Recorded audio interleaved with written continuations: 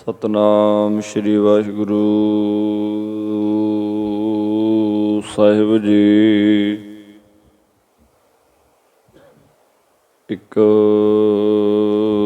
ਓੰਕਾਰ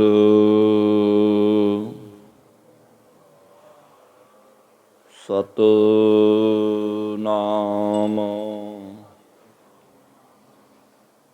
ਕਰਤਾ ਪੁਰਖ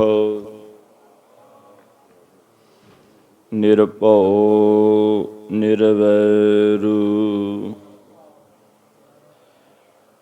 ਅਕਾਲ ਮੂਰਤ ਅਜੂਨੀ ਸੈਭੰ ਗੁਰ ਪ੍ਰਸਾਦ ਜਪ ਆਦ ਸਚ ਜੁਗਾਦ ਸਚ ਹੈ ਭੀ ਸਚ ਨਾਨਕ ਹੋਸੀ ਭੀ ਸਚ ਕਹਾ ਤੁਛ ਪ੍ਰਭ ਬੁੱਧ ਹਮਾਰੀ ਵਰਨ ਨ ਸਕੈ ਮਹਿਮਾ ਜੋ ਤੁਹਾਰੀ ਹਮ ਨ ਸਖਤ ਕਰ ਸਿਫਤ ਤੁਮਾਰੀ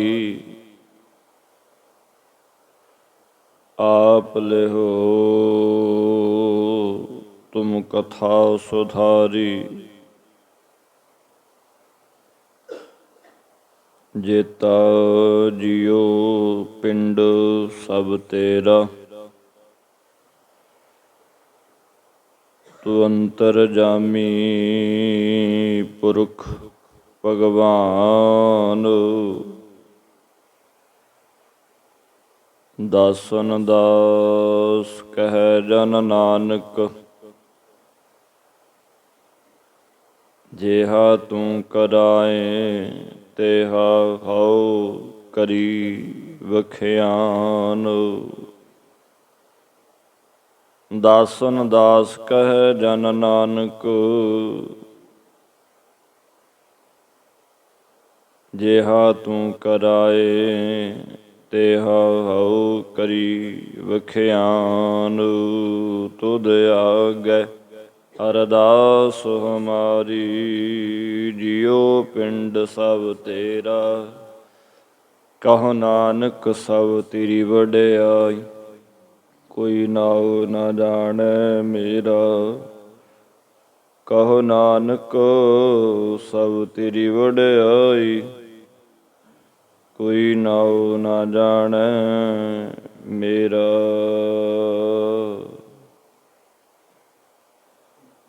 ਪਰਮ ਸਤਿਕਾਰਯੋਗ ਗੁਰੂ ਰੂਪ ਗੁਰੂ ਸਵਾਰੀ ਗੁਰੂ ਪਿਆਰੀ ਖਾਲਸਾ ਸਾਧ ਸੰਗਤ ਜੀ, ਵਾਹਿਗੁਰੂ ਜੀ ਕਾ ਖਾਲਸਾ ਵਾਹਿਗੁਰੂ ਜੀ ਕੀ ਫਤਿਹ।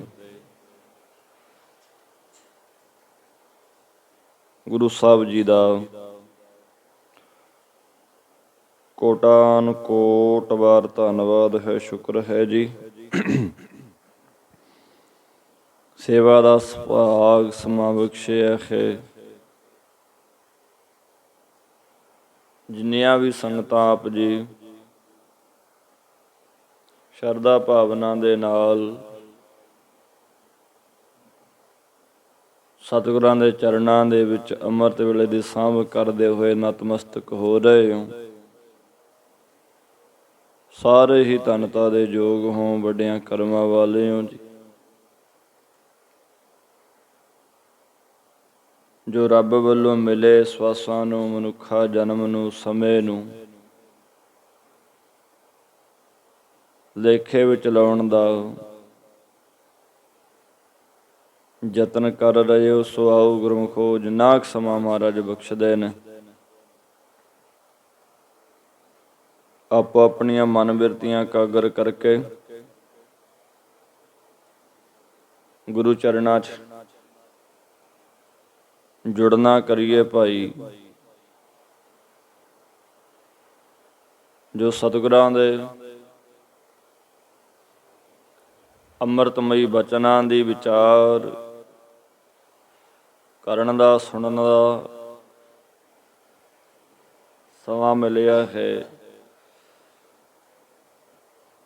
ਉਸ ਸਮੇਂ ਦੀ ਕੋਈ ਕੀਮਤ ਪੈ ਜਾਏ। ਸਾਹ ਵੈਸੇ ਵੀ ਗੁਜ਼ਰੇ ਜਾਣੇ ਨੇ ਜ਼ਿੰਦਗੀ,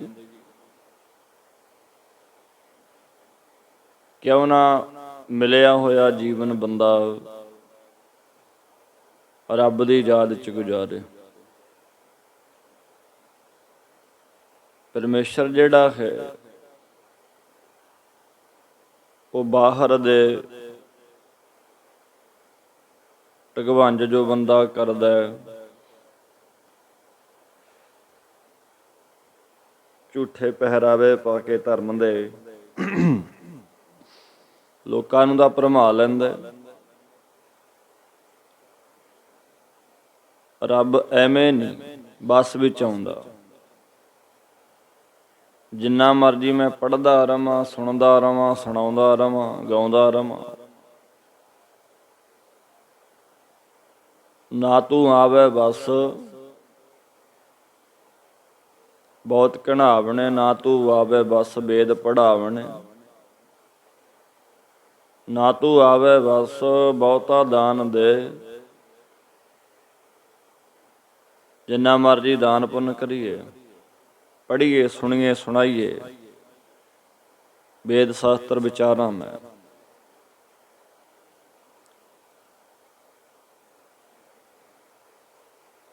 ਤੂੰ ਭਗਤਾਂ ਕੇ ਬਸ ਭਗਤਾ ਤਾਣ ਤੇਰਾ। ਪਰਮੇਸ਼ਰ ਭਗਤਾਂ ਦੇ ਬਸ ਹੈ। ਭਾਵ ਕੇ ਜੀ ਜਿਹੜੇ ਅੰਦਰੋਂ ਭਿੱਜ ਕੇ ਤੁਰਦੇ ਨੇ,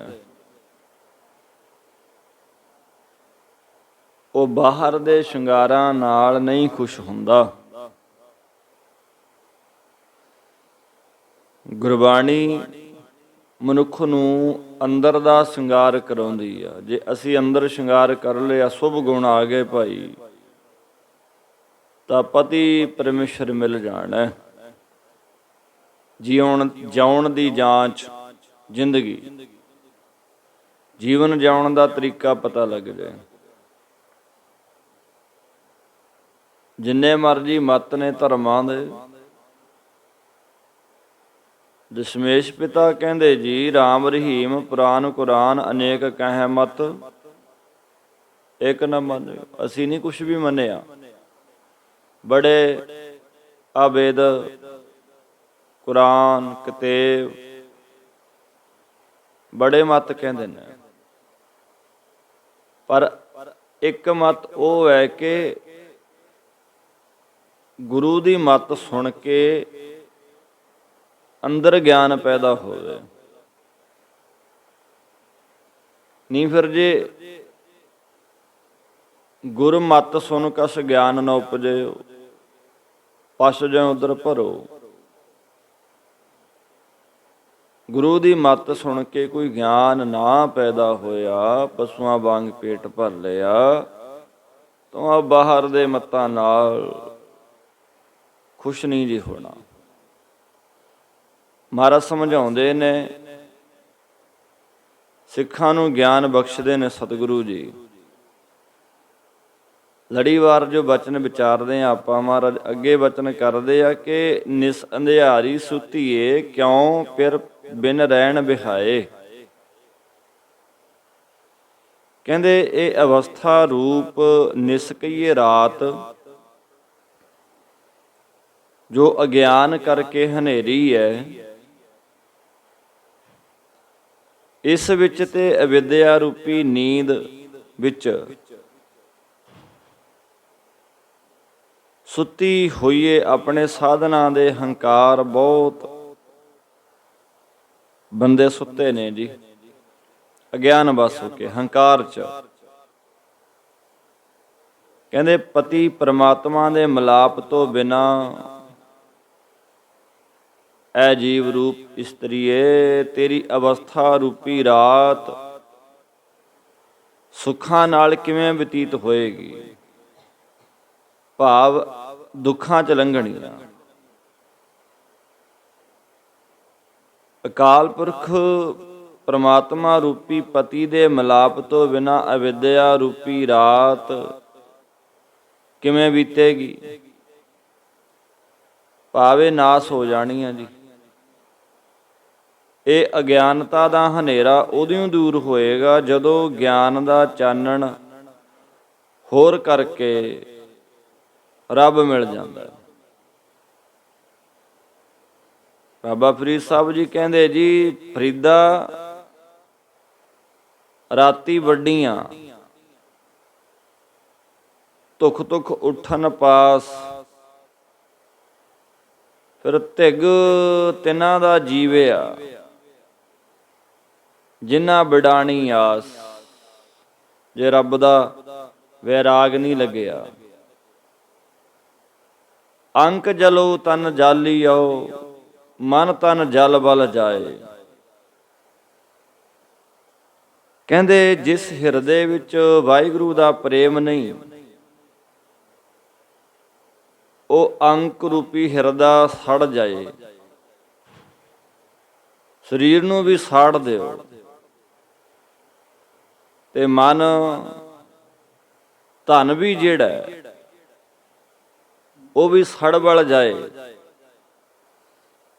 ਕਿ ਵਾਹਿਗੁਰੂ ਦੇ ਪ੍ਰੇਮ ਤੋਂ ਬਿਨਾਂ ਹਿਰਦਾ ਸੜ ਰਿਹਾ ਤੇ ਆ ਸਰੀਰ ਨੂੰ ਵੀ ਕਾਮ ਕ੍ਰੋਧ ਜਿਹੜੇ ਨੇ ਸਾੜ ਰਹੇ ਨੇ, ਗਾਲ ਰਹੇ ਨੇ। ਇਸੇ ਤਰ੍ਹਾਂ ਮਨ ਵੀ ਪ੍ਰਮਾਤਮਾ ਤੋਂ ਬੇਮੁਖ ਹੋ ਕਰਕੇ ਜਲਦਾ ਜਾ ਰਿਹਾ, ਮੱਚ ਰਿਹਾ। ਅੰਦਰ ਭਾਂਬੜ ਮੱਚੇ ਹੋਏ ਨੇ ਬੰਦੇ ਦੇ, ਦਿਨ ਰਾਤ ਇਹ ਮੱਚਦਾ ਰਹਿੰਦਾ, ਦਿਨ ਰਾਤ ਪਿਆਰ ਤੋਂ ਬਿਨਾਂ। ਉਹ ਕਹਿੰਦੇ ਧਨ ਵੀ ਜੋ ਸੰਗਤ ਦੀ ਸੇਵਾ ਵਿੱਚ ਨਹੀਂ ਲੱਗਦਾ, ਇਹ ਵੀ ਦੁਨੀਆ ਦੇ ਝਗੜਿਆਂ ਫਰੇਬਾਂ ਵਿੱਚ ਹੀ ਜਲ ਵੱਲ ਜਾਂਦਾ। ਡਾਕਟਰਾਂ ਦੇ ਚਲਾ ਜਾ ਰਿਹਾ, ਕਚਹਿਰੀਆਂ 'ਚ ਜਾ ਰਿਹਾ, ਕੋਈ ਲੁੱਟ ਰਿਹਾ ਜਾਂ ਗਲਤ ਜ਼ਹਿਰ ਖਰੀਦ ਕੇ ਬੰਦਾ ਖਾਂਦਾ, ਗਲਤ ਕੰਮਾਂ ਤੇ ਯੂਜ ਕਰਦਾ ਇਹਨੂੰ। ਇੱਕ ਕਿਸੇ ਦੇ ਸੇਵਾ 'ਚ ਧਰਮ ਦੇ ਨਾਂ ਤੇ ਗੁਰੂ ਦੇ ਚਰਨਾਂ 'ਚ ਅਰਪਣ ਕਰਨਾ, ਕਿਸੇ ਲੋੜਵੰਦ ਦੀ ਸਹਾਇਤਾ ਕਰਨੀ, ਉਹ ਸਫਲ ਹੈ। ਤੇ ਬਾਕੀ ਜਿੱਥੇ ਜਾਂਦਾ ਹੈ ਉਹ ਫਿਰ ਬਾਬਰ ਕੇ ਜਾਈ ਜਾਂਦੇ। ਕਹਿੰਦੇ ਇੱਕ ਪਿਆਰ ਤੋਂ ਬਿਨਾਂ, ਉਹਦੇ ਪ੍ਰੇਮ ਤੋਂ ਬਿਨਾਂ ਪ੍ਰੇਮੀਓ, ਆ ਮਨ ਕੀ ਧਨ ਕੀ ਸੜ ਰਿਹਾ, ਬਲ ਰਿਹਾ। ਸਾਤ ਜਾ ਤਨ ਕੰਤ ਨਾ ਰਾਵੀਆ, ਤਾਂ ਬਿਰਥਾ ਜੋਬਨ ਜਾਏ। ਇਹ ਸੜਦਾ ਜਾਂਦਾ ਹੈ। ਜਿਸ ਜਗਿਆਸੂ ਰੂਪ ਇਸਤਰੀ ਨੇ ਪਤੀ ਪਰਮਾਤਮਾ ਦਾ ਮਿਲਾਪ ਰੂਪੀ ਆਨੰਦ ਨਹੀਂ ਨਾ ਮਾਣਿਆ, ਆਵਾਸ ਬਿਰਤੀ ਰੂਪ ਇਸਤਰੀ ਨੇ ਸਾਖੀ ਚੇਤਨ ਬ੍ਰਹਮ ਰੂਪ ਪਤੀ ਵਿੱਚ ਅਭੇਦਤਾ ਰੂਪੀ ਆਨੰਦ ਨਹੀਂ ਮਾਣਿਆ ਨਾ, ਉਹਦਾ ਆਵਾਸ ਨਹੀਂ ਹੋਇਆ ਕਿ ਰੱਬ ਮੇਰੇ ਅੰਦਰ, ਹਰ ਇੱਕ ਦੇ ਵਿੱਚ ਉਹਦੀ ਜੋਤ ਹੈ। ਉਹ ਅੰਦਰ ਅਭੇਦਤਾ ਦਾ ਆਨੰਦ ਜਿਹੜਾ ਹੈ ਨਹੀਂ ਮਾਨਣਾ ਕੀਤਾ, ਉਹਦਾ ਸੌਕ ਅਵਸਥਾ ਰੂਪੀ ਜੋਬਨ ਬਿਰਥਾ ਚਲਾ ਜਾ ਰਿਹਾ, ਜ਼ਿੰਦਗੀ ਵਿਅਰਥ ਜਾਂਦੀ ਆ। ਕਬੀਰ ਸਿੱਖ ਸਾਖਾ ਬਹੁਤੇ ਕੀਏ, ਕੇਸੋ ਕਿਉ ਨਾ ਮੀਤ। ਬੜੇ ਦੋਸਤ ਮਿੱਤਰ ਬਣਾਏ ਜੀ, ਬੜੇ ਸਖੇ ਬਣਾਏ। ਤੇ ਚਾਲੇ ਥੇ ਹਰ ਮਿਲਣ ਕਉ, ਵਿਚੈ ਅਟਕਿਓ ਚੀਤ। ਚੱਲੇ ਸੀ ਰੱਬ ਨੂੰ ਮਿਲਣ, ਉਹ ਵਿੱਚ ਵਿਚਾਲੀ ਅਟਕ ਗਿਆ ਜੀ। ਤੇ ਸੇਜੈ ਕੰਤ ਮਹਿਲੜੀ ਸੂਤੀ ਬੂਝ ਨਾ ਪਾਏ। ਐ ਜੀਵ ਰੂਪ ਮਹਿਲੜੀਏ ਇਸਤਰੀਏ ਅੰਤਸ਼ ਕਰਨ ਰੂਪ ਸੇਜਾ ਦੇ ਉੱਪਰ ਕੰਤ ਭਾਵ ਪਤੀ ਸਾਖੀ ਚੇਤਨ ਬ੍ਰਹਮ ਹੈ। ਪਰ ਤੂੰ ਐਸੀ ਅਵਿਦਿਆ ਰੂਪ ਨੀਂਦ ਵਿੱਚ ਸੁੱਤੀ ਪਈ ਹੈ ਕਿ ਤੂੰ ਉਹਦੀ ਖਬਰ ਨਹੀਂ ਪਾਈ। ਰੱਬ ਅੰਤਸ਼ ਕਰਨ ਜੋ ਸੇਜਾ ਨਾ ਸਾਡੀ ਉੱਥੇ ਨਾਲ ਆ ਪਿਆ, ਪਰ ਅਸੀਂ ਸੁੱਤੇ ਆ, ਉਹ ਨਾਲ ਰਹਿੰਦਾ, ਚੇਤੇ ਨਹੀਂ, ਜਾਗੇ ਹੀ ਨਹੀਂ। ਭਾਵ ਤਵੈ ਪਦ ਦਾ ਜੋ ਲਖ ਅਰਥ ਦੀ ਬੂਝ ਜਿਹੜੀ ਆ, ਸਮਝ ਜਿਹੜੀ ਆ ਨਹੀਂ ਪਾਉਂਦੀ, ਤੇ ਨਾ ਹੀ ਤਤ ਪਦ ਦੇ ਲਖ ਅਰਥ ਦੀ ਸਮਝ ਉਹ ਵੀ ਨਹੀਂ ਪੈਂਦੀ। ਕੋਈ ਸਾਡੇ ਕੋਲ ਹੈ, ਅਸੀਂ ਸੁੱਤੇ ਰਹੀਏ, ਪਤੀ ਨਾ ਲੱਗੇ ਵੀ ਕੌਣ ਆ, ਗਿਆਨੇ ਨਹੀਂ ਹੋਇਆ। ਜਾਗਣਾ ਜ਼ਰੂਰੀ ਆ। ਅਵਿਦਿਆ 'ਚ ਸੁੱਤੇ ਰਵਾਂਗੇ, ਸਮਝ ਨਹੀਂ ਆਉਣਾ। ਜਦੋਂ ਅੰਦਰ ਗਿਆਨ ਪੈਦਾ ਹੋ ਗਿਆ ਗੁਰੂ ਦੇ ਸ਼ਬਦ ਦਾ, ਕਿਉਂਕਿ ਕਲਯੁਗ ਹੈ, ਕਲ ਕਾਲਖ ਅੰਧਿਆਰੀ ਆ, ਗੁਰ ਗਿਆਨ ਦੀਪ ਉਜਿਆਰੀ ਆ। ਇਹ ਤੈ ਪਦ ਦਾ, ਤਤ ਪਦ ਦਾ ਲਖ ਅਰਥ ਜਿਹੜਾ ਹੈ ਉਹ ਸਮਝ ਆਏਗਾ ਗੁਰੂ ਦੇ ਉਪਦੇਸ਼ ਦੇ ਵਿੱਚੋਂ। ਕਿਉਂਕਿ ਇਹ ਬਾਣੀ ਜਿਹੜੀ ਆ, ਜਿੱਥੋਂ ਆਈ ਆ ਉਧਰ ਨੂੰ ਲਿਜਾਏਗੀ ਨਾ, ਸੁਭਾਅ ਹੈ ਉਹਦਾ। ਇਸ ਕਰਕੇ ਮਨ ਨੂੰ ਅਸੀਂ ਉਹਦੇ ਰੰਗ ਦੇ ਵਿੱਚ ਉਡਾਰੀ ਲਾਉਣਾ ਕਰੀਏ ਕਿ ਸੁਰਤ ਪਹੁੰਚ ਜਾਏ ਉਹਦੇ ਤੱਕ। ਸਮਝਣਾ ਪੈਣਾ ਕਿ ਬਾਣੀ ਹੈ ਕੀ ਆ। ਇਹੀ ਨਹੀਂ ਜੀ ਪਾਠ ਕਰਾ ਲਏ, ਅਰਦਾਸਾਂ ਕਰ ਲੀਆਂ, ਰੁਮਾਲੇ ਦੇ ਤੇ ਮਹਾਰਾਜ ਨੂੰ, ਦੇਗਾਂ ਕਰਾਤੀਆਂ, ਸਰ ਗਿਆ, ਗੱਲ ਬਣ ਗਈ। ਨਹੀਂ, ਅਸਲ ਦੇ ਵਿੱਚ ਜੀਵਨ ਦੇ ਵਿੱਚ ਅਪਲਾਈ ਕਰਨੇ ਜ਼ਰੂਰੀ ਨੇ ਗੁਰੂ ਦੇ ਬਚਨ। ਉੱਥੇ ਫਿਰ ਇਹ ਚੀਜ਼ ਮੈਟਰ ਨਹੀਂ ਕਰਦੀ ਕਿ ਮੈਂ 4 ਘੰਟੇ 5 ਘੰਟੇ 8 ਘੰਟੇ ਨਿਤਨੇਮ ਹੈ ਮੇਰਾ। ਕਿਸੇ ਦਾ 2 ਮਿੰਟ ਆਇਆ ਹੋਈ ਪ੍ਰਵਾਨ ਹੈ, ਮੇਰਾ ਇੱਥੇ 24 ਘੰਟੇ ਰਹਿਣਾ ਪ੍ਰਵਾਨ ਨਹੀਂ। ਜਿਵੇਂ ਨਹੀਂ ਬਚਨ ਮੰਨਿਆ, ਗੱਲ ਜੋ ਆਪਣੀ ਚੱਲਦੀ ਹੈ ਕਿ ਪਰਮਾਤਮਾ ਬਾਹਰ ਦੇ ਪਖੰਡਾਂ ਨਾਲ ਨਹੀਂ ਜੀ ਰਿਝਦਾ, ਉਹ ਨਹੀਂ ਐਵੇਂ ਮਿਲਦਾ, ਉਹ ਪ੍ਰੇਮ ਲੱਭਦਾ। ਐ ਤਾਂ ਫਿਰ ਜਿਹੜੇ ਹੁਣ ਮੇਰੇ ਵਰਗੇ ਰਹਿੰਦੇ ਆ ਉਹੀ ਪ੍ਰਵਾਨ ਹੋਣਗੇ ਗੁਰੂ ਨੂੰ, ਨਹੀਂ। ਬਾਕੀ ਜਿਹੜੇ ਘਰਾਂ 'ਚ ਕਾਕੰਡਾ ਕਰਦੇ ਆ, ਪਸ਼ੂਆਂ ਦਾ ਕੰਮ ਧੰਦੇ ਨੇ, ਬੜੀਆਂ ਜ਼ਿੰਮੇਵਾਰੀਆਂ ਨੇ, ਉਹ ਤਾਂ ਫਿਰ ਅਸੀਂ ਜਾਣਗੇ ਨਰਕਾਂ ਨੂੰ। ਮਤਲਬ ਇਹੀ ਨਿਕਲਦਾ ਨਹੀਂ।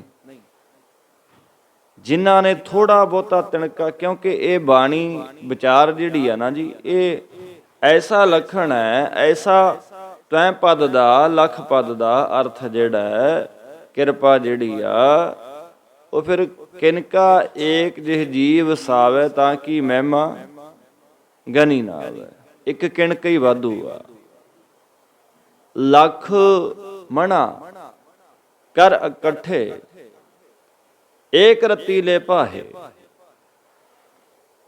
ਕਹਿੰਦੇ ਲੱਖਾਂ ਮਣ ਲੱਕੜਾਂ ਦਾ ਢੇਰ ਹੋਵੇ,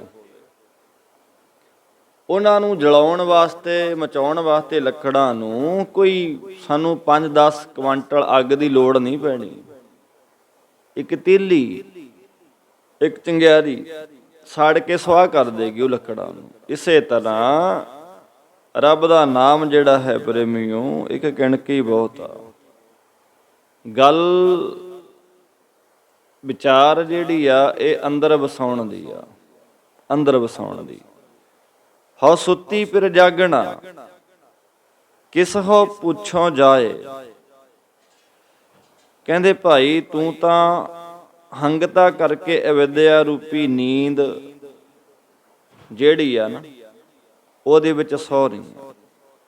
ਅਤੇ ਪਤੀ ਅਕਾਲ ਪੁਰਖ ਪਰਮਾਤਮਾ ਸਦਾ ਜਾਗਦਾ ਹੈ। ਸਤਿਗੁਰ ਜਾਗਤਾ ਹੈ ਦੇਵ, ਸਾਹਿਬ ਮੇਰਾ ਸਦਾ ਸਦਾ ਨਾ ਆਵੇ ਨਾ ਜਾਏ। ਉਹ ਸਦਾ ਹੀ ਜਾਗਦਾ, ਉਹ ਸੌਂਦਾ ਹੀ ਨਹੀਂ। ਚਲੋ ਇਹ ਆਪਣੀ ਭਾਵਨਾ ਹੈ ਨਾ ਜੀ, ਮਹਾਰਾਜ ਨੂੰ ਸੁਖਾਸਨ ਕਰਨਾ ਵੀ ਮਹਾਰਾਜ ਆਰਾਮ ਕਰਦੇ ਆ, ਇਹ ਸਾਡੀ ਭਾਵ ਸਿੱਖ ਦੀ ਭਾਵਨਾ ਹੈ। ਉਹਦਾ ਗਰਮੀ ਸਰਦੀ ਤੋਂ, ਸੌਣਾ ਨਾ ਸੌਣਾ, ਉਹਦਾ ਪਰੇ ਆ ਚੀਜ਼ਾਂ ਤੋਂ।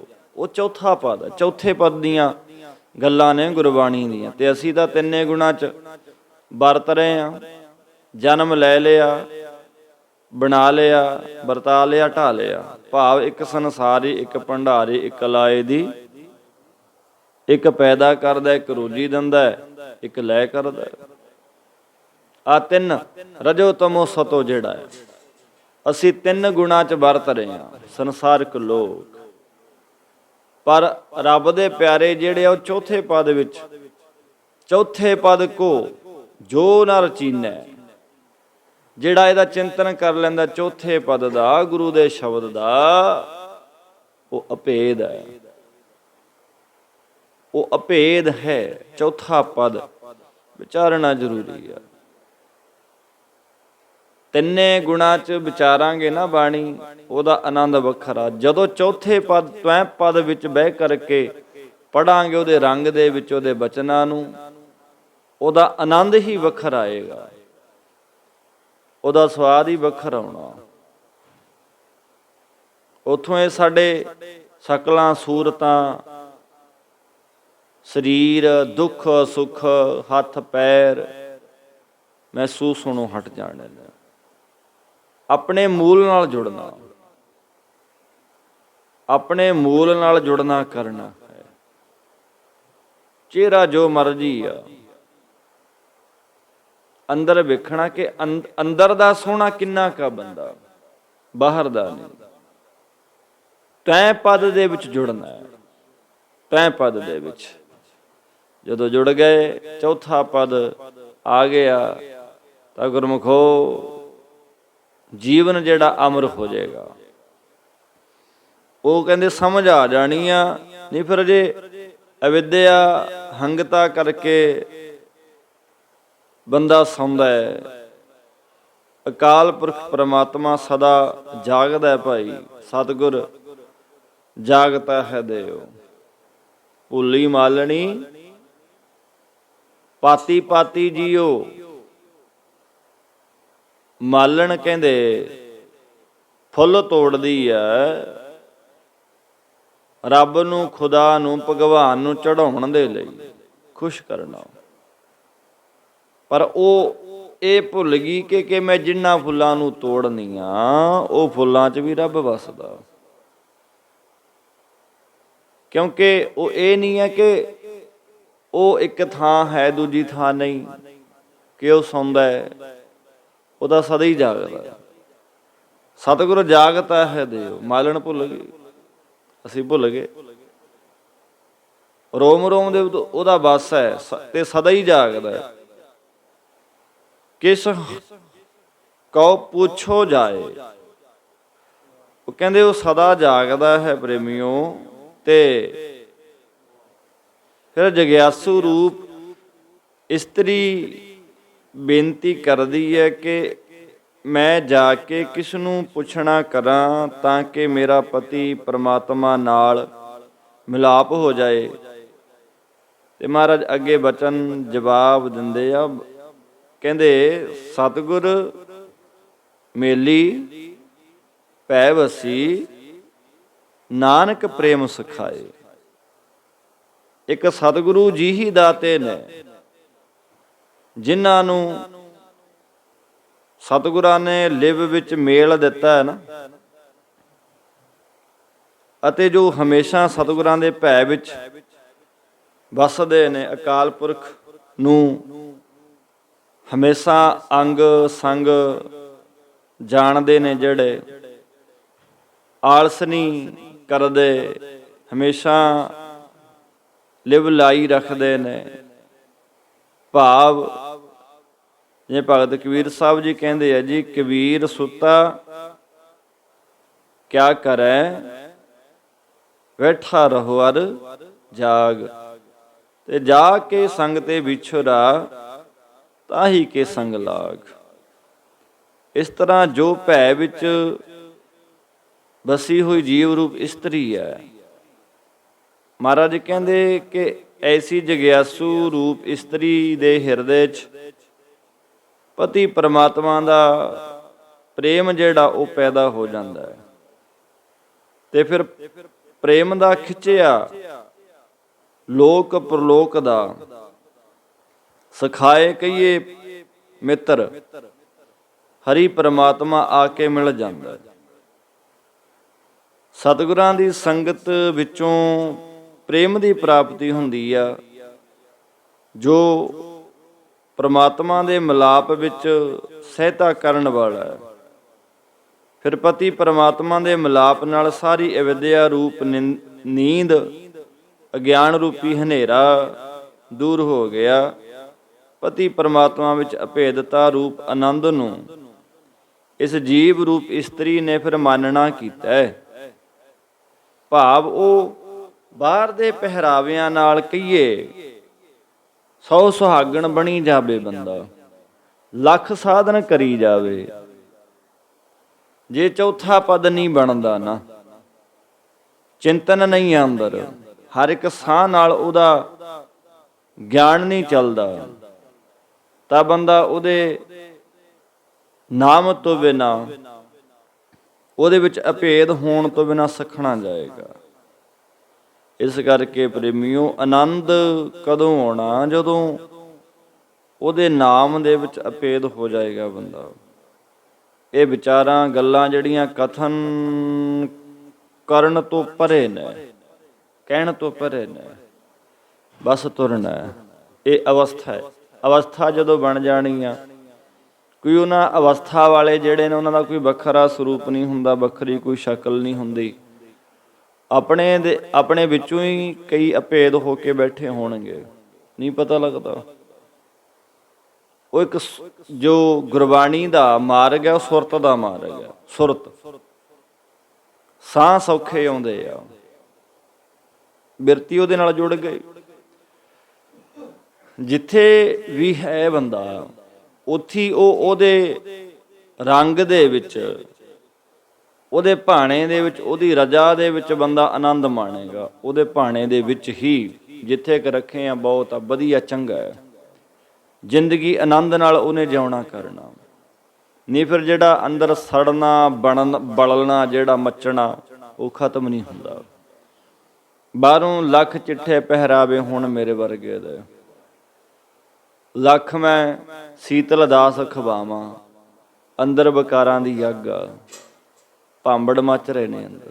ਕਿਆ ਮੇਲ ਹੋ ਗਿਆ ਸੀਤਲ ਦਾਸ ਦਾ? ਗੱਲ ਅੰਦਰ ਦਾ ਜਿਹੜਾ ਤਪਦਾ ਕੜਾਹਾ ਨਾ, ਅੱਗ ਮੱਚ ਰਹੀ ਆ, ਕੀ ਹੈ? ਕਾਮ ਕ੍ਰੋਧ ਕਾਇਆ ਕੋ ਗੱਲ ਹੈ। 8ਵਾਂ ਕ੍ਰੋਧ ਹੋਆ ਤਨ ਨਾਸ, ਸਰੀਰ ਨਾਸ ਹੋ ਜਾਂਦਾ, ਇੰਨੀ ਅੱਗ ਹੈ। ਇਹ ਜਿਹੜੀਆਂ ਅੰਦਰ ਚੱਲਦੀਆਂ ਨੇ ਨਾ ਜੀ ਅੱਗਾਂ, ਹੰਸ ਹੇਤ ਲੋਭ ਕੋਪ ਚਾਰੇ ਨਦੀਆਂ ਅੱਗ, ਪਵੈ ਦੱਜੈ ਨਾਨਕਾ ਤਰੀਐ ਕਰਮੀ ਲੱਗ। ਅੰਦਰ ਦੀ ਸੀਤਲਤਾ ਹੀ ਜ਼ਰੂਰੀ ਆ, ਥੋੜੀ ਬਹੁਤੀ ਅੱਗ ਨਹੀਂ। 4 ਨਦੀਆਂ ਨੇ ਅੱਗ ਦੀਆਂ ਅੰਦਰ, ਜੋ ਸਾਡੇ ਵਗ ਰਹੀਆਂ ਨੇ ਅੰਦਰ।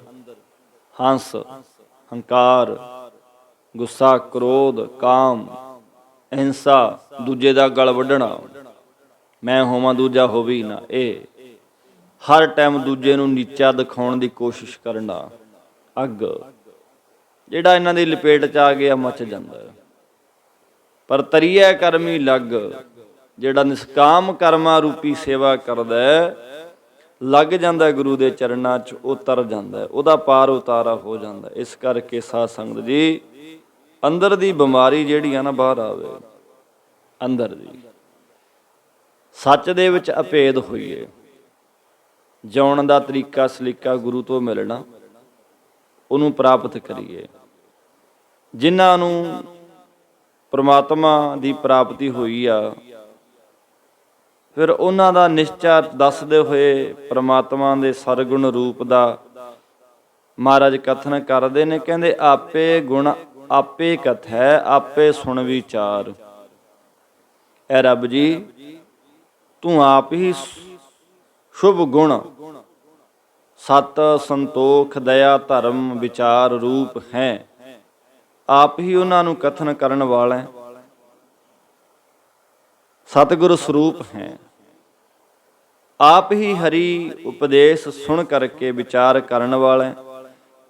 ਜਿਗਿਆਸੂ ਰੂਪ ਹੈ। ਪੂਰੇ ਸਤਿਗੁਰ ਸਤ ਸੰਤੋਖ ਸ਼ੁਭ ਗੁਣ ਜਿਹੜੇ ਨੇ ਉਹ ਦੇਣ ਵਾਲਾ ਹੈ। ਆਪ ਹੀ ਗਿਆਨ ਰੂਪ ਗੁਣ ਅਤੇ ਆਪ ਹੀ ਗਿਆਨ ਦਾ ਕਥਨ ਕਰਨ ਵਾਲਾ ਹੈ। ਆਪ ਹੀ ਸੁਣਨ ਵਾਲਾ ਹੈ। ਅਧਿਕਾਰੀ ਹੈ। ਸੁਣ ਕੇ ਹੋਰਨਾਂ ਨੂੰ ਵਿਚਾਰ ਕਰਦਾ ਹੈ ਕਿ ਇਹ ਜਿਹੜੇ ਗੁਣ ਨੇ ਇਹ ਈਸ਼ਵਰ ਅੰਦਰ ਨੇ। ਇਹ ਗੁਣ ਜਗਿਆਸੂ ਦੇ ਅੰਦਰ ਹੋਣੇ ਚਾਹੀਦੇ ਆ। ਆਪ ਹੀ ਸੁਣ ਕੇ ਉਹਨਾਂ ਨੂੰ ਵਿਚਾਰ ਕਰਨਾ ਤੇ ਧਾਰਨ ਕਰਨ ਵਾਲਾ। ਹਰ ਇੱਕ ਦੇ ਵਿੱਚ ਉਹੀ ਇੱਕ ਹੀ ਮਾਲਕ ਹੈ, ਇੱਕ ਹੀ। ਮੇਰੇ 'ਚ ਵੱਖਰਾ ਨਹੀਂ, ਤੁਹਾਡੇ 'ਚ ਵੱਖਰਾ ਨਹੀਂ। ਪਰ ਜਿੰਨਾ ਟਾਈਮ ਸਾਡੇ ਅੰਦਰ ਜਿਨ ਕੇ ਭੀਤਰ ਹੈ ਅੰਤਰਾ ਤਿਨ ਕੇ ਨਾਮੈ ਕਰੂੰ ਦਰਸ਼ਨ। ਭਗਤ ਨਾਮਦੇਵ ਜੀ। ਆਪਾਂ ਕਹਿੰਦੇ ਵੀ ਇਹਦੇ ਮਨ 'ਚ ਫਰਕ ਹੈ, ਮਨ 'ਚ ਖੋਟ ਹੈ। ਪੰਜਾਬੀ ਭਾਸ਼ਾ ਸਾਡੀ ਇਸੇ ਤਰ੍ਹਾਂ ਅਧਿਆਤਮਿਕ ਤੌਰ ਤੇ ਜੇ ਸਾਡੇ ਮਨ ਵਿੱਚ ਅੰਤਰ ਹੈ ਨਾ, ਫਰਕ ਹੈ, ਹੋਰ ਸਮਝਦੇ ਆ, ਉਹਦੀ ਪ੍ਰਾਪਤੀ ਨਹੀਂ। ਮੈਂ ਸੋਚੀ ਜਾਵਾਂ ਮੇਰੇ 'ਚ ਰੱਬ ਹੋਰ ਹੈ, ਤੁਹਾਡੇ 'ਚ ਹੋਰ ਹੈ, ਫਿਰ ਕਿੰਨੇ ਕੁ ਰੱਬ ਹੋਣਗੇ? ਹਰ ਇੱਕ ਬੰਦੇ ਦੀ ਸੋਚ ਵਿਚਾਰ ਨਹੀਂ ਮਿਲਦੀ। ਵੱਖੋ ਵੱਖਰੀਆਂ ਵਿਚਾਰਾਂ ਨੇ। ਹੈ ਮਾਲਕ ਇੱਕ ਸਭ ਦੇ ਵਿੱਚ। ਉਹ ਕਹਿੰਦੇ ਆਪੇ ਗਾਓ ਆਪੇ ਸੁਣ। ਆਪ ਹੀ ਉਹ ਗਾਉਣ ਵਾਲਾ ਹੈ, ਆਪ ਹੀ ਉਹ ਸੁਣਨ ਵਾਲਾ ਹੈ। ਆਪ ਹੀ ਦੇਵਾ ਆਪ ਪੁਜਾਰੀ। ਆਪ ਹੀ ਉਹ ਦੇਵਤਾ ਹੈ, ਆਪ ਹੀ ਪੂਜਾ ਕਰਨ ਵਾਲਾ ਹੈ। ਸਭ ਕੁਛ ਆਪ। ਭਾਵ ਇਹ ਉਹਨਾਂ ਦੇ ਸਮਝਣ ਦੇ ਨੁਕਤੇ ਨੇ ਜਿਨ੍ਹਾਂ ਨੇ ਅਧਿਆਤਮਿਕ ਜੀਵਨ ਧਾਰਨ ਕਰ ਲਿਆ। ਤੇ ਜਿਹੜੇ ਨਹੀਂ ਅੰਦਰ ਧਾਰਨ ਕਰਦੇ, ਫਿਰੀ ਜਾਣ ਭਰਮਣ ਕਰਦੇ। ਉਹ ਸਭ ਕੁਛ ਆਪ ਹੀ ਕਰਨ ਵਾਲਾ ਹੈ। ਇਸੇ ਤਰ੍ਹਾਂ ਇਹ ਈਸ਼ਵਰ ਅੰਦਰ ਗੁਣ ਨੇ ਤੇ ਫਿਰ ਇਹ ਗੁਣ ਜਿਹੜੇ ਨੇ ਜਗਿਆਸੂ ਰੂਪ ਬੰਦੇ ਦੇ ਅੰਦਰ ਵੀ ਧਾਰਨ ਹੋ ਜਾਂਦੇ ਨੇ। ਉਹ ਸਭ ਕੁਛ ਆਪ ਹੀ ਵਿਚਾਰਾਂ ਕਰਨ ਵਾਲਾ ਹੈ, ਆਪ ਹੀ ਵਿਚਾਰਾਂ ਸੁਣਨ ਵਾਲਾ ਹੈ। ਆਪੇ ਰਤਨ ਪਰਖ ਤੂੰ ਆਪੇ ਮੋਲ ਅਪਾਰ। ਐ ਰੱਬ ਜੀ, ਤੂੰ ਆਪ ਹੀ ਸ਼ਬਦ ਰੂਪ ਵੈਰਾਗ ਰੂਪ ਨਾਮ ਰੂਪ ਰਤਨ ਹੈ। ਉਹ ਆਪੇ ਹੀ ਸ਼ਬਦ ਹੈ, ਵੈਰਾਗ ਰੂਪ ਵੀ ਉਹ ਆਪ ਹੀ ਆ, ਤੇ ਨਾਮ ਰੂਪ ਰਤਨ ਜਿਹੜਾ ਉਹ ਵੀ ਆਪ ਹੈ। ਗੁਰ ਕਾ ਸ਼ਬਦ ਰਤਨ ਹੈ ਹੀਰੇ ਜਿਤ ਜੜਾਓ। ਅਤੇ ਤੂੰ ਆਪ ਹੀ ਪਰਖਣ ਵਾਲਾ ਗੁਰੂ ਰੂਪ ਜੌਹਰੀ ਆ। ਆਪ ਹੀ ਆਤਮਾ ਨੂੰ ਪਰਖਣ ਵਾਲਾ ਵਿਵੇਕੀ ਹੈ। ਐ ਵਾਹਿਗੁਰੂ ਜੀ, ਤੂੰ ਆਪ ਹੀ ਸ਼ਰਧਾ ਰੂਪ ਮੁੱਲ ਹੈ ਤੇ ਆਪ ਹੀ ਪ੍ਰਵਿਰਤੀ ਦੇ ਅਪਾਰ ਭਾਵ ਕਿ ਭਾਈ ਉਹ ਮਾਲਕ ਪਾਰਾਵਾਰ ਤੋਂ ਰਹਿਤ ਹੈ। ਹੁਣ ਉਹਦੇ ਬਣਾਏ ਵੇ ਦਾ ਅੰਤ ਕੀ ਆ? ਉਹ ਆਪ ਹੀ ਹੈ ਸਭ ਕੁਛ। ਉਹ ਪਾਰਾਵਾਰ ਤੋਂ ਰਹਿਤ ਹੈ। ਤੇ ਮਹਾਰਾਜ ਅੱਗੇ ਕਹਿੰਦੇ ਸਾਚੋ ਮਾਨ ਮਹਿਤ ਤੂੰ ਆਪੇ ਦੇਵਨਹਾਰ। ਐ ਵਾਹਿਗੁਰੂ ਜੀ, ਤੇਰਾ ਰੂਪ ਸੱਚਾ ਤ੍ਰੈ ਕਾਲ ਆਵਾਦ ਰੂਪ ਹੈ। ਤੂੰ ਆਪ ਹੀ ਆਪਣੇ ਪਿਆਰਿਆਂ ਨੂੰ ਸਨਮਾਨ ਮਰਾਤਬਾ ਦੇਣ ਵਾਲਾ ਹੈ। ਐ ਰੱਬ ਜੀ, ਤੂੰ ਸੱਚ ਸਰੂਪ ਹੈ। ਮੈਂ ਤੇ ਕਹੀਏ ਵੱਡਾ ਹੈ। ਆਪ ਹੀ ਸਾਰਿਆਂ ਨੂੰ ਮਾਣ ਸਤਿਕਾਰ ਦੇਣ ਵਾਲਾ ਹੈ ਤੇ ਆਪ ਹੀ ਸਤਿਗੁਰੂ ਰੂਪ ਹੋ ਕਰਕੇ ਉਪਦੇਸ਼ ਦੇਣ ਵਾਲਾ ਹੈ। ਤਨ ਮਨ ਧਨ ਦੇਣ ਵਾਲਾ ਉੱਤਮ ਅਧਿਕਾਰੀ ਵੀ ਤੂੰ ਆਪ ਹੀ। ਹੁਣ ਬੰਦਾ ਯਤਨ ਕਰਦਾ, ਕਈਆਂ ਕੋਲ ਸਾਧਨ ਨਹੀਂ, ਧਨ ਨਹੀਂ, ਵਸਤੂਆਂ ਨਹੀਂ, ਉਹ ਨਹੀਂ ਮਿਲਦੇ, ਕਿਸਮਤ 'ਚ ਨਹੀਂ, ਉਹ ਦੇਣ ਵਾਲਾ ਆਪ ਹੀ ਆ। ਹੁਣ ਕਈਆਂ ਕੋਲ ਉਹਨਾਂ ਉਹ ਮੰਗਦੇ ਨੇ, ਪਾਪ ਦੀ ਕਮਾਈ ਆ, ਬੜਾ ਕੁਛ ਹੈ, ਬੜਾ ਕੁਛ ਹੈ ਜੀ ਉਹਨਾਂ ਕੋਲ, ਕਮਾਈ ਪਾਪ ਦੀ ਆ, ਪਰ ਉੱਥੇ ਇਹ ਚੀਜ਼ਾਂ ਉਹਦੇ ਘਰ ਵਿੱਚ, ਉਹਦੇ ਦਰ ਦੇ ਵਿੱਚ ਮੈਨੇ ਨਹੀਂ ਰੱਖਦੀਆਂ ਕਿ ਬੰਦਾ ਕਿੰਨਾ ਕੁ ਅਮੀਰ ਹੈ, ਕਿੰਨਾ ਕੁ ਗਰੀਬ ਹੈ। ਇਹ ਦੁਨਿਆਵੀ ਢਾਂਚਾ। ਉੱਥੇ ਉਹ ਅੰਦਰ ਦਾ ਪਿਆਰ ਵੇਖਦਾ ਕਿ ਸਾਚ ਕਹੋ ਸੁਣ ਲਿਓ ਸਵੈ ਜਿਨ ਪ੍ਰੇਮ ਕੀਓ ਤੇ ਨਹੀਂ ਪ੍ਰਭ ਪਾਇਓ। ਜਿਨ੍ਹਾਂ ਨੇ ਪ੍ਰੇਮ ਕਰ ਲਿਆ, ਉਹਦੀ ਬਣਾਈ ਵੀ ਕਾਇਨਾਤ ਦੇ ਨਾਲ ਇੱਕ। ਇਸ ਕਰਕੇ ਸਾਧ ਸੰਗਤ ਜੀ, ਉਹ ਅੰਦਰ ਦੀ ਕਮਾਈ ਦੇ ਨਾਲ ਪ੍ਰਾਪਤ ਹੋਣਾ। ਉਹ ਸਭ ਕੁਛ ਕਰਨ ਵਾਲਾ ਆਪ ਹੀ ਹੈ। ਉਹ ਆਪ ਹੀ ਮਾਣ ਸਤਿਕਾਰ ਦਿਵਾਉਂਦਾ ਹੈ, ਆਪੇ ਹੀ ਸਤਸੰਗਤ ਵਿਹਾਵੈ, ਆਪੇ ਸਤ ਸੰਗਤ ਵਿਹਾਵੈ, ਆਪੇ ਵਿਦਾ ਕਰਾਵੈ। ਇੱਥੋਂ ਤੱਕ ਉਹ ਆਪੇ ਹੀ ਸਦ ਕੇ ਸੰਗਤ ਵਿੱਚ ਬਹਾਉਂਦਾ ਹੈ ਤੇ ਆਪ ਹੀ ਉਹ ਵਿਦਾ ਕਰ ਦਿੰਦਾ ਹੈ। ਜਿਸ ਕੋ ਆਪ ਖਵਾਏ ਕਰਤਾ ਖੁਸ ਲਏ ਚੰਗਿਆਈ।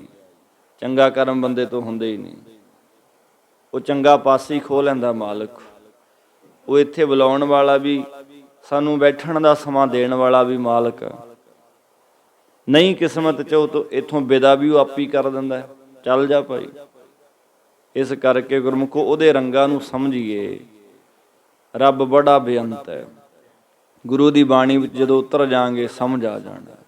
ਸੋ ਆਓ ਭੁੱਲਾਂ ਤੋਂ ਖਿਮਾ ਰਹਿੰਦੀਆਂ ਵਿਚਾਰਾਂ ਅੱਗੇ ਵਿਚਾਰਾਂਗੇ।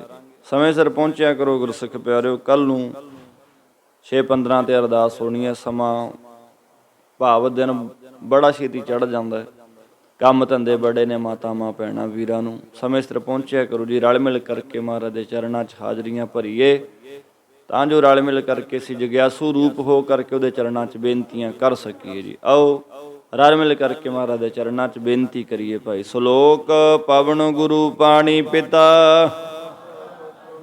ਦਿਵਸ ਰਾਤ ਦੋਇ ਦਾਈ ਦਾਇਆ। ਚੰਗਿਆਈਆਂ ਬੁਰਿਆਈਆਂ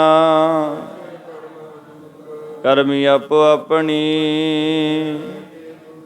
ਜਿਨੀ ਨਾਮ ਤੇ ਆਇਆ ਨਾਨਕ ਤੇ ਮੁਖ ਉਜਲੇ। ਜਿਨੀ ਨਾਮ ਤੇ ਆਇਆ ਨਾਨਕ ਤੇ ਮੁਖ ਉਜਲੇ। ਵਾਹਿਗੁਰੂ ਜੀ ਕਾ ਖਾਲਸਾ, ਵਾਹਿਗੁਰੂ ਜੀ ਕੀ ਫਤਿਹ।